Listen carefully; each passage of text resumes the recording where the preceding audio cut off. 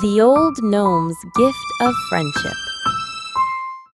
Once upon a time, in a beautiful forest, there lived an old gnome. He was very kind and loved taking care of his garden and the animals around his house.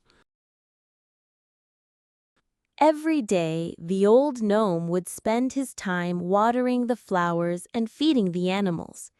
He enjoyed their company, but sometimes felt a little lonely. To overcome his loneliness, the old gnome would take walks along the paths in the forest, hoping to meet other gnomes and make a friend. While walking in the forest, the old gnome stumbled upon a hungry snail. The snail looked weak and in need of help.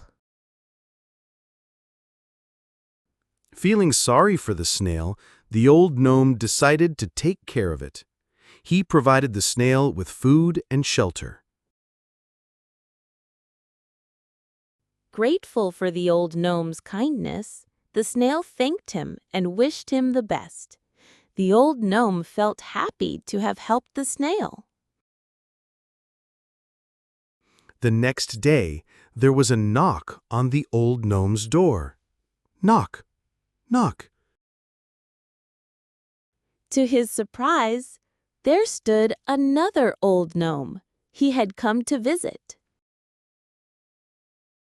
The visitor explained that he had heard about the old gnome living alone from the snail. He brought lots of delicious food and wanted to have a visit. The old gnome felt extremely happy. He realized that it was his kindness toward the snail that had brought him this visitor. From that day forward, the old gnome and his visitor became good friends. They spent time together and creating beautiful memories. The old gnome was no longer alone, and he felt grateful for the friendship he had found. The end. Reflection time. Reflection time allows us to think deeply about the story and its message. Based on your opinion, why is it important to be kind to others?